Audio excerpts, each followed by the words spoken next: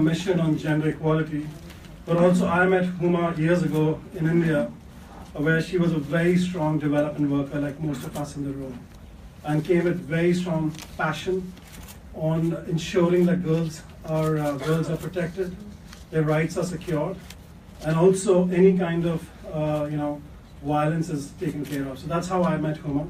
And I think since then you've seen very strong positioning that Huma's done on really ensuring that there is steps that are taken towards women's empowerment and gender equality. But I'll get into that later, but let's give her a very, very warm welcome, please. Thank you so much, Ravi, for that. No, I think this is much nicer. Thank you so much for that lovely warm welcome, and thank you all for coming here today. This is really special. I'm very excited to be here. I told my mom, my caller, and said that I'm going to the United Nations Headquarters for Women. I'm going to talk over there. She's like, really? They want to know what you think? I was like, yeah. Can you believe it? But no, thank you. I've known Ravi for a while now, and he's right. Right from my student college days when I would just volunteer with Save the Children or the other organizations. He's sort of literally seen me grow since then. And today I feel very privileged and very honored to have this opportunity to, in my capacity as a performing artist, if there's something that I can talk about or an issue that I can sort of associate with that that needs highlighting, I think it is my honor and my privilege to do that. We live in a very, very polarized, I know I had some points made, but I'm not going to even look at it. I'm just going to speak from the heart. I hope that's really okay. Yeah, well, we live in a very, very polarized world, and I look around and I see so much hate, so many hate crimes, so much stratification, people getting divided in all lines, and women and children are the ones that suffer the most. And whether it's in conflict or war situation or even in everyday terms. And I think that it's really important that we need to do something and create an environment which is more equal. I'm a woman with a Muslim surname from India, either you could think that I'm bottom of the barrel, or you could think that this is a great opportunity for me to step up there and talk about issues that really affect women and people from everywhere. And diversity is important. The more we tell stories, whether in films or in the media, about people who look like me or look like all you guys in the room, just people, different parts of the world. I think more instances of terrorism, more instances of bloodshed and stuff that's happening around the world would really go down. And that's what we really are all working towards, is to create a more peaceful, a more equitable world. Media and films has a huge responsibility. When we talk about feminism, feminism is often seen as a very aggressive, very, very hardcore word. I don't think so. I think feminism just basically means creating an equal world for everyone. And films have a huge responsibility because, of course, they're a reflection of society, but at the same time, they can be empowering and can play a very, very empowering role. And I hope that in some small way, in the kind of work that I'm doing, I'm able to sort of take that forward. But the change is already there, and it is happening. It's slow, but it's definitely happening. There are definitely more women now in the workspace, not just in front of the camera, but behind the camera. So you have technicians, you have editors, you have people working in the sound department, and just more women in the workspace definitely means that, it's going to be a better environment for everyone to work in. We've always looked at women through the male gaze. That is definitely changing, because now we have female directors and writers and producers talking about, stories about women that are really reflecting who they are and what they want. We are owning our bodies. We're not just talking about our bodies in terms of, just for the male gaze. We're talking about we're really owning our bodies and celebrating our bodies. And I think that's a very important trend, and that's a very important thing. And all of us are partners in this, so I can't do this alone. We all need everyone in this room and around us to sort of partner in this together. So yeah, that's what my 2 bits are about this that I have to say. And I didn't even have to look at my phone. Can you imagine? Thank you so much, Huma. And I just wanted to give a context for us in UN Women, because I think it's important to know for the last 2 weeks we've been part of the UN Commission on Status of Women, which has a very clear theme on women in the changing world of work. I think the other important element is that you see right behind us is the very critical adoption of the Sustainable Development Goals that happened. And UN Women, as you know, has been really working across pieces on ensuring that all 17 goals that were adopted have a very strong gender implementation and localization, which is engendering of the sustainable development goals. And at the same time, Huma, it has been a very critical focus, which is goal number 5. We always do high five, and we do a picture with you later, which is high five for goal number 5, which is right here. So one critical area that we always look at is the ecosystem, and we look at from the ecological model, the family, the market, the political environment, and you talked about media. And there have been some important measures in Bollywood which have moved further on really recognizing women in leadership as an actor, women being recognized as directors, as producers, as technicians, and others. So what else do you think is needed to really advance this to the next level? Well, like I said, the change is already there. I think today in India at least, you don't just have narratives which are purely about men. And even if it's a film about a guy, there's a very strong female point of view. No longer are you playing characters which are just, the damsel in distress or the vamp, who just is a bad person for no rhyme or reason. I think the stories are getting far more nuanced. You're genuinely trying to understand and represent the female mind, the female form in a much more equal way. And I think that's a very, very healthy way to begin with. Unfortunately, we still do have the item songs. I'm sorry, can't do much about that. But I think there's a definite progression towards and the good thing is that audiences are responding to it.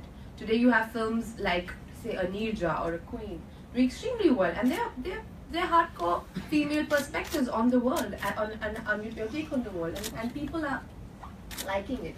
Like I said, it's a partnership. We can make stories, but if the audience is not going to come to the theater and watch it, they're not going to get more budgets to get made.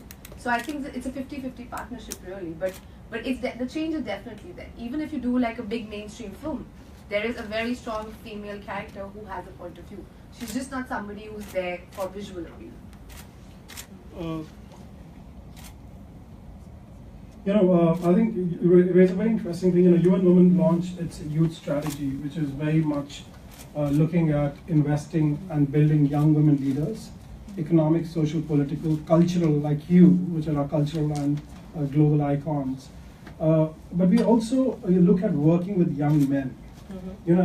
Media plays a very important role in shaping and reshaping the way the social norms are created, the way hegemonies of masculinities are reinforced or demystified, and similarly they also inform the formation of feminities and masculinities.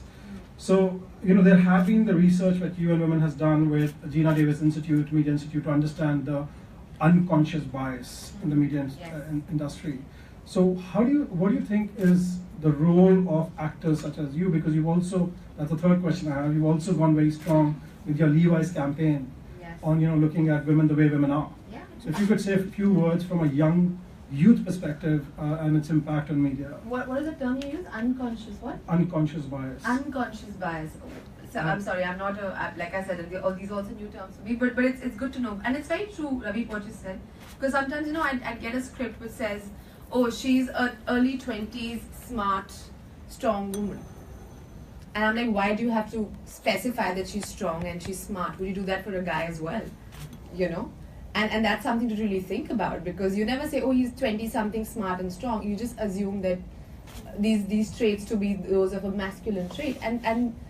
And this is really sad, but it's true that this bias, this unconscious bias is very much over there. Just something, it's something that happened with me when I first started acting in the film industry. In my second film, I think I read a review which trashed the film, which is fine. You can not like the film. But they said something about that how I was probably 5 kgs too heavy to be a mainstream Hindi heroine. And I was like, ouch, there was no need to say something like that. And who decides that? Mr. whatever, let's not name him right now. But and I just thought that was so not cool. And I come from a very, very strong family. Like my mother's been a very influential person in my life. And she was always somebody who, I guess when all these terms were not even fashionable or what not known, she was always the person who would always want to sit on the table and make her voice and make her opinion be known. It could go, the decision could go either way, but she would put her point across. And I come from a tradition of very, very strong women in my family. I've grown up with 4 brothers, but I never felt the need that, you know, my voice wasn't heard as much as my brothers. So when this kind of stuff happens with you, you just go like, I'm not going to take your bullying, mister. I'm going to give it back to you. And this Levi's campaign, which was really amazing of them, but they came to me and said, you know, we want to talk about you and your journey as an actor. Because you obviously, you don't fit into these normal stereotypes of what a Hindi heroine should do and how she should dress and what she should look like. And I'm like, but wait a minute, who decides that? Whose decision is this? Is feminism not also about choice? It is my choice to look the way I want to look and be the way. Well, thank you. Thank you, but we shouldn't have to clap at this, right? It's common sense, you know, and it's basic human rights. Well, I'm glad that I got to do that campaign, because I was just honestly just saying what I felt like, and I'm glad that a lot of other women find resonance in this, because I know so many people in the showbiz who go through so much with body image issues and the stuff they put themselves through, and it's a really unhealthy image that we're projecting out to young women out there, and it's not good for them, you know. And we are in a way supporting this whole industry of disease, really, you know, and we all are responsible for it in some way. So, you know, I can go on with the question, but the one question I definitely want to ask, which is, you know, UN Women does a lot of work with men and boys, you know, through our He for She campaign and different initiatives we have in different parts of the world. So I think, you know, we also have been really having this campaign reaching out to different actors across the world and really making that calling on men in the media industry, you know, which is just not Bollywood, it's also the rest of the entire media industry. So what is your perspective on that? Why is it so critical to work with men and boys in, you know, changing the way media sometimes or would stereotype and then would lead to discriminatory behavior? Why is it so critical to work with men and boys and their role in such an effort? Because we love boys. And we can't live without them. Well, this world needs men and women. I don't think anybody here wants to have a lopsided world. We don't want a world which is discriminating the men or women. I think, and it's very important. I think till the men don't support us, this movement or this change is not going to happen. Till the boy in the family does not say that, you know, don't talk to my mother like that, or don't beat her up, or don't treat her like that because she deserves better. Till that change does not happen, it's not going to translate outside. Excellent. Rape happens in society because young men see this kind of treatment happening with their mothers and sisters at home, where they're sort of treated, because rape is about power, isn't it? It's more about power than anything else. So I think the change has to really start from there, and in very small ways. Why should certain things be okay for men to do and not for women to do? I guess it's not an equal place, but just because you're being teased or you know, something bad is happening outside does not mean you shut up women at home. And that happens a lot in developing countries, at least. The psyche is, oh, you don't go over there because it's not safe for you to go there. But who made it not safe? The presence of the men outside, right? Until the men don't stand up and say, oh, you know what, we're going to make sure that this is not going to happen. We're going to stand up next to you and make sure this situation does not really take place. And honestly, it's just about giving women a level playing field. And the more men come together to just offer a situation where it's a level playing field for all of us, that's all you need, really. I mean, there's no rocket science to it. And you know, before I give the floor to some audience, I have one question, which is, it will be great to hear from some of the characters that you've played, and of course your most recent character in Maestros House. It will be great to talk about the protagonist and then why you relate to that protagonist in your own life with a kind of narrative about empowerment. Yes. Well, I don't think many people here would have seen Maestros House because it's not had an American release. It's released in the UK in March. It's a film about partition in 1947 in India that happened, and the last few months of the British Raj, and when Mountbatten had come to India, and of course in his household where all the big leaders were sitting down and talking about how to cut up India into India and Pakistan. There's a love story between a Hindu boy and a Muslim interpreter who worked for the Mountbattens, and my character Alia is this girl who is Muslim, and she's in love with this Hindu boy. She obviously wants to stay with him and live in India. But then everyone keeps telling her that it's probably safer to go to Pakistan because this new country is going to offer you safety. And she has an old father played by the late Om Puri, who's blind and is dependent on her. So her plight is the plight of so many people at that point in time in history, where at least 11 million people were displaced in this largest mass migration of human beings, man created. About 2 million people died. So her story in that sense is a reflection of the times and the choices people had to make. And today I find that story so relevant because so many people every single year across the world are forced to leave their homes for their safety because they feel there's a crisis going on or there's political strife and they have to look for another country to live in. And they're not always welcome in their new home of choice. So I just feel it's such an interesting film to sort of to come at a time like this because hate politics is unfortunately everyone. I mean, it's raising its ugly head again. So actually, that's the last question which I want to ask you. You started with intersectionalities. You talked about Huma Qureshi, and you emphasized the being a minority in a certain way. Why is it important that when we work on the empowerment of women, that we must look at the often forgotten or left out communities of women? Which is really focusing on the most, I'm not saying that you're marginalized, but the minorities in a certain community. Why is it important to make sure that that emphasis is always maintained? Well, they just need more help, and they are the most downtrodden. I mean, I'm not a social scientist, so I can't really give you the exact terminology for it, but I think, isn't it the most logical thing that if certain communities of people for years and years have been marginalized and have not had access to education or healthcare or just a standard of living, they are the ones that need our most help. I think it's the most logical thing to do. So thank you very much, and that really fits in very well with some of the conversations which are very critical in the Agenda 2030, which is the goal number 5 and its connection to goal number 10, which is on ending all forms of inequalities and then ensuring that everybody is included and everybody is counted in. So I'm going to actually just open up the floor for a few questions.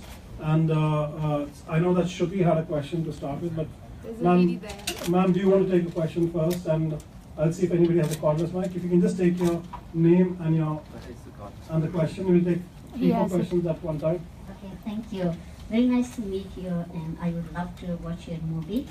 And it's really a pleasure for me. I'm from Pakistan. My name is Safida. Hi. I have worked with women and girls a lot, almost for 17, 18 years. And one of the, I wanted to share one of the examples that the question you were asked that how about educating boys and young men. What happened in our area? I come from Hunza. There was no girls' education. So when it started, there was a lot of emphasis on girls. So girls got education. After matric, they went to the cities for higher education. When they came back, they didn't get boys. To that level, the level of understanding that was different, and they couldn't, the mentality didn't match. And then at community level, we started our own community English medium schools, and now those students are coming, forward. So that's why we have to give equal opportunity to both. And secondly, you said you are not social scientist. That was a comment. I want a question. You said you are not a social scientist, but what are your plans in terms of any specific plan in improving girls and women and empowering them? Thank you for your question and for your comments as well. And yes, it's true that we have to educate both men and women equally. But I have a question for you to think about. Don't answer it, but think about it. Marriage should not be the only yardstick for a girl's education. That should not be the end goal. So why should our yardstick be to find boys for these young women? Just something to think about. Marriage is important. Marriage is also about choice, as is having children, raising a family. But should that only be the yardstick towards what you're rearing your young girls towards? Just a question. Well, I'm an artist. I like to work. My work gives me more satisfaction. However, I've also increasingly realized in all my traveling experiences and meeting some amazing people is that art cannot be without a purpose. And you have a responsibility towards the community and the world that you live in. So wherever I am, in which part of the world I had or following I have towards, I think, better work and to just make people aware of what's happening. So whether it's with the UN or any other organizations back home that I am associated with, I'd like to come in at any level fundraising, raising my voice, sharing my 2 bits of what I think is wrong with the world, just that kind of stuff really. Thank you. I'm going to actually ask Shruti because she wanted to ask a question, and then we have a young man answer, then I'll come to you, Shruti. She also has a camera. So. No, I'm just doing Facebook Live. Okay. Oh, you're doing Facebook Live? Yeah. Hi, I'm Shruti. I'm the founder of Safety. We work with a lot of young women and girls and talk about personal safety and how they should protect themselves.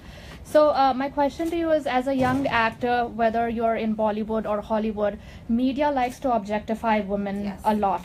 How do you personally, can you share with us some examples where you have had to really probably lose out on a big film or a lot of advertising money because you did not want to be objectified the way the media wants to? Yeah. No, we would like some examples of, how you promote. I can't think of a specific example like that. To be very honest, it'd be unfair if I did not thank the many, many people who have given me an opportunity to work. I think the important thing, rather than talking about the opportunities I lost out on, it's important to talk about the opportunities I did get. Sure. And the impact those opportunities have had. I think that's a far more positive way of looking at it. Say, for example, when I came, I was a theatre actor in Delhi, and when I came to Bombay, I only did ad film work for about 2 years. I sold everything from soap to oil, to bikes, to cars, to everything, and they didn't have a problem with the way I looked at all. When I started doing movies, my first film was Gangs of Wasseypur with Ravi Karkara. We went to Cannes. It was a film about drug lords in Bihar, but it sort of got recognition at a world stage. And all the other films and filmmakers I worked with are people I genuinely wanted to work with. And they never have had a problem with how I looked or anything like that. So I think it's important for us to focus on those guys rather than the ones, because they're not really important. Sure. Thank you. Okay, lovely. Okay. The gentleman there, he's been raising his hand.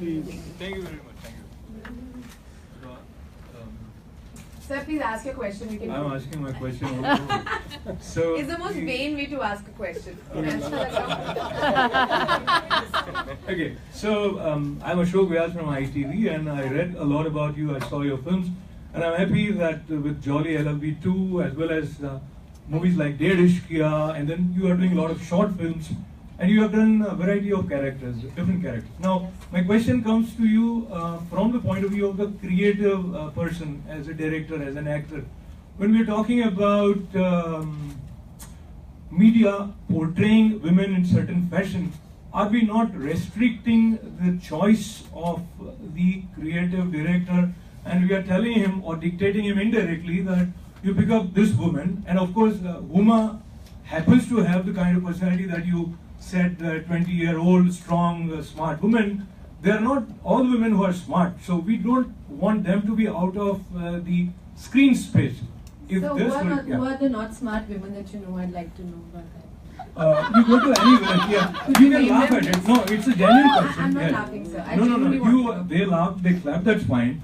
But this is a genuine question, and you will have many, many women whom you would like to be thinking the way you are thinking, and they are not thinking. So you don't want them to be out of the screen space because you want certain stereotype of women, let's say positive stereotype, but still it creates certain boundaries. So anyway, to leave this question, you came to films from commercials. So there were commercials that were playing a role, and now we all are here because you are known, you have glamour, and glamour helps in gathering people.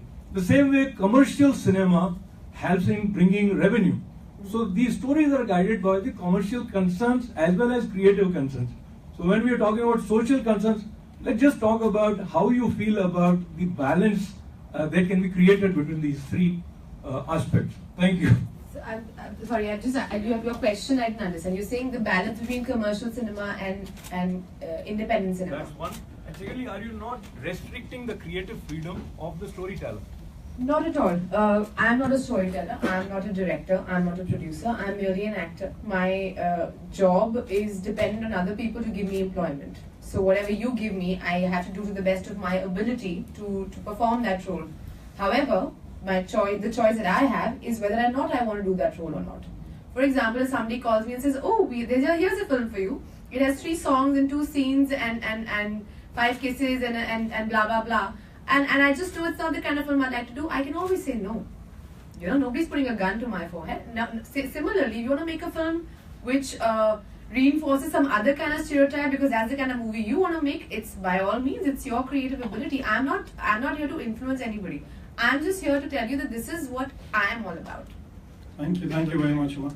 So I want to get some young women also, please, opportunity, because they have a lot of young women and young men. So Little hand.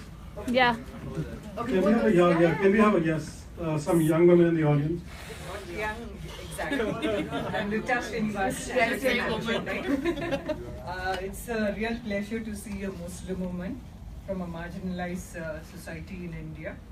And there are certain things that always comes to mind, like FGM or the Muslim women's property rights. And I know they're not going to be fighting for it, because the change has to come from within and it doesn't happen. So I just want to know whether you're doing a lot, you're talking about show business, whether you will take the step, because only the change has to come from the Muslim women. It cannot be done by outsiders. The men are not going to do it.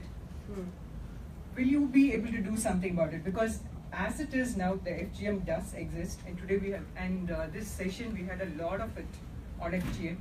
We had countries like Uganda and everybody else doing it, but India, strangely, because it's a very small percentage of Bora women who suffer it in India. It's never is what female genital mutilation. It's something that we don't even talk about in India. It's all swept under the carpet. And nobody talks about it because other countries have started talking about it, but we have a very minute percentage, but women are not aware of it. Even Muslim women are Lovely. not I think you made your point, ma'am. Thank you. We have the person next to Will you do you. something about it? Yeah, so let's have the question from the young lady next to you. Hi, Huma Qureshi. This is Sufia Khan. I'm a student at CUNY, and I admire you a lot on screen. I have almost seen every movie a couple of times, all the short films that you've done.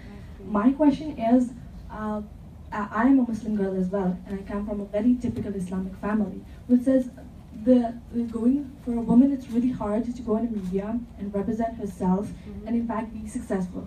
First of all, they have to compete with their own family members and let them know what their entities are, what their etiquettes are. They have put Islam in their mind, but they are still doing what they love to do. So I want to know, how did you move out of your comfort zone? How did you deal with all the chaos that they built around you, your own family, and how people encouraged you, and how did you reach this platform now? Okay, lovely. Thank you. That's a lovely question. Well, there are two things to it. Number one, I think Islam is far more broad-based, and I think people choose to interpret it as. I think it's one of the more liberal religions that has ever been, and I think what the Quran says, and if you're a true believer, is it's your relationship with God. I'm not a theologian, but I think but I'm a follower and a believer. My parents raised me to be a Muslim, and when this issue about me working in films came, my parents, the bigger issue that my parents had was it just doesn't pay very well in terms of, you don't know, one month you have a gig, the next month you don't, are you sure you want to do this? I think for them, job security was far more important than anything else. Like for me, my parents, their problem was that, you should just do an MBA or, run the family hotel business or something, do something. They thought I was intelligent, I don't know why. And they thought I should do something more academic with my life. And I wanted to become an actress. And I was my heart was set on it. So for me, what was important was to convince them that this is what's going to make me happy. And I think ultimately parents want to give you happiness and they want you to have a good life. And for me, it was just about convincing them that, trust me, this is going to be okay. So it took me a bit of time. I had to tell my father that I'm going to go to Bombay and give it 1 year. If it doesn't work out, I'll come back. And he did agree. It did take a little bit of time and convincing to do. But I think ultimately today my parents are very happy and very proud. And today I think, strangely, it's like it's the community now embraces you more. So I think it's just a matter of being successful, really. It's really sad. But supposing if I wasn't successful, then it's like, see, we told you. You shouldn't have done it. But just because I'm successful, it's like, wow, she's one of our own, and so it's really about that. So I think ultimately, darling, as a young person, when you're just trying to do something, you should the only person you have to fall back on is yourself and what you really want to do. And if you really believe in yourself, then I guess people just come around at some point. Or even if they don't, it doesn't really matter. Thank you, and I think there was a question on FGM. I don't know if you want to, but probably that's something that you need to educate. I don't want to talk about Yeah. issue that I have. Okay, sure, understand sure. about. Can we go to the young man, please, at the back? There's a young man right here. So, yes. And then we have a young man right at the back who's been raising his hand. I have a daughter that's 33 and I'm a grandfather, so I can say you are drop dead gorgeous. Oh, thank you, sir. Thank you. Now, there's a serious part of the question. You studied at Carnegie College. I don't know where you lived. I deal with. GK1. I live in GK2. The issue is that there are lots of young women in Delhi, and I know that everywhere they go, they get harassed. They get comments passed on them. How did you dress? What steps did you take to protect yourself? And what advice would you give to women on the streets, young women in the age group of 18 to 24 in and around Delhi going to college? How do they protect themselves and what do they do? How did you handle all of that? Yeah, thank you. That's a good question because growing up in Delhi wasn't easy. I studied in Gargi College and I live in GK1, so often my friends Sonali, Rajika and I, we would walk down from Gargi College to back to our house, and it was scary because sometimes there would be just men standing on the side, flashing, making lewd comments, just trying to just make obscene gestures. It was really disturbing, and you would be like, should we just stop walking back home, or what should we do? And then we realized that it wasn't our shame. It wasn't our problem. They were the one being the idiots. I want to abuse, but I'm not going to tell this story. Sorry, out of habit. So yeah, and the thing is, I think the important thing is to, I guess what we figured out for ourselves was just to hang out in groups. If someone is being obnoxious with you or whatever, answer back. Because just by putting your head down and walking away, it's not going to go away. Those guys are not going to stop. However, the smart thing would be not to tackle it on your own, because sometimes they might tend to come back in a group and overpower you, because we had a lot of episodes in our college where they would get hold of a girl when she's walking back alone, group of boys, if nothing else, just grope her or touch her and just run away. And I'm also talking about like 14, 15-year-old kids doing that, just because they think they can do it and get away with it. So I think it's important to sort of take those kind of precautions, and I think every girl should learn some form of self-defense. I think that's really important. It's really sad that we have to do this and make them a little more militant in that sense. And I think it's important just because, I guess, not for any other reason, it just makes you think that you can fight back. And sometimes it's that attitude that's important. Like I remember the first time I'd come to London, I was a little lost. I had forgotten my way back and I didn't have a mobile phone then, and I had my bag with my passport and money, and I really thought I was going to get mugged that day. But I just walked confidently around, pretending like I knew where I was going. And sometimes that just does the trick. So sometimes it's just a little bit of that. So yeah, that's what I have to say. Thank you. We have a gentleman at the back who's been raising, and then I want Monica, you in the front to take a question. Yes, sir. Hi, my name is Rohan. First, like to say we are a huge fan of yours. Thank you. My friends Prasad and Shashank. Hi guys. When you stand and show your face, guys. Hi Prasad. Hi. So my question for you is, like, what are the institutional and societal changes you should be made for women empowerment? For example, what I have seen is we have like friends from India coming up over here, and the girls especially. The girls back in India are like more conservative in living and like when they come out, but over here when you see them, they're like free. You see like a freedom of speech for them over here, a freedom of behavior, a freedom of decision making. So if we see back in India, what do you think? Like, what changes should be done so that they can? Thank you, sir. Well, but that is also a stereotype, sir, if I may say so. I find a lot of Indians living here still stuck in a sort of a time zone, if you know what I'm saying. I think people, and a lot of young women, in fact, I also get asked that question about, oh, you're from India, your English is very good. And I'm like, yeah, I've lived in India all my life, but India is changing. There is a definite change. Yes, the change is a little more in the big cities and much lesser in the B and C centers, but the change is definitely there. Today, when I see when I just see a girl in a small town who just wants to take up a job because she really wants to do teaching or she wants to do something with her life, that's change. You don't have to change the world with everything, but every little choice that you make about empowering yourself, your body, your vocation. I think that's really important. Just yeah.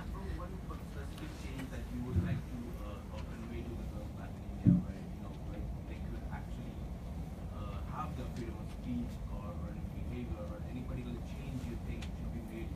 Can I convey something to the? I really think the Indian men need to change. Yes, thank you. Thank you. I think it's enough of being demanding women and girls to change. I think we men have to be held accountable, and I think absolutely, and we need partners like you, and please join us. We need anybody here to join our movement so that we are able to create that. I'm going to ask Monica and Tilo to take a question, and then go to you, sir, please. A very good question, Monica. Hi, Huma. Thank you so much for coming, and you have put yourself in a very strong position in a film industry that the roles you play, nobody else can play better than you. So I see, yes, gorgeous woman, but a very strong woman who's proving a point that what she does, not other people can do it, and she's not going to change the way she lives, the way she thinks, which is more remarkable. Yeah. So my question comes up. And a few days ago, we were also talking about and celebrating equal pay issue, where there always a discrimination and a difference, huge difference into men's salary and women's salary, which is very obviously every Indian people know, a lot of people know there is a huge difference and gap what actors get paid and what actors can get paid.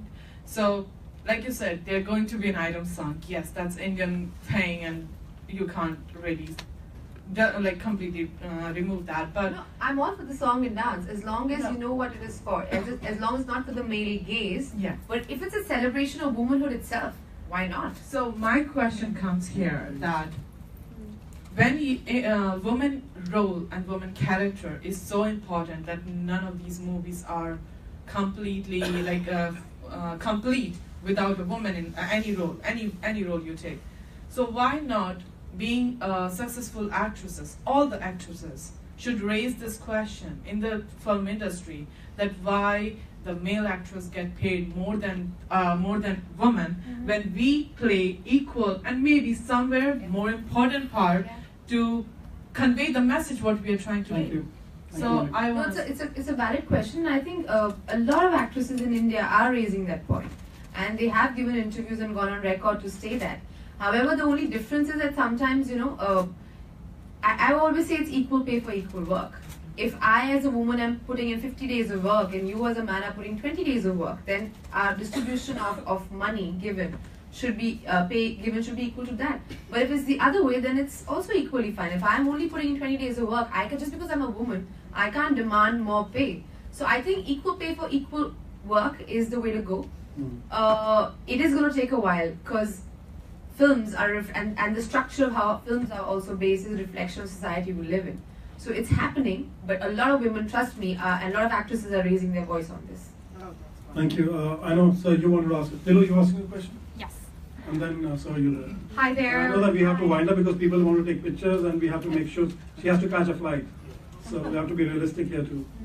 Hi there. Thanks so much for coming and speaking on this very important issue, and I'm also a big fan of yours. I recently watched your movie Jolly LLB2. It's fabulous. Thank you. And I really enjoyed it. So, the question I have for you, given that rape is one of the most common crimes against women in India,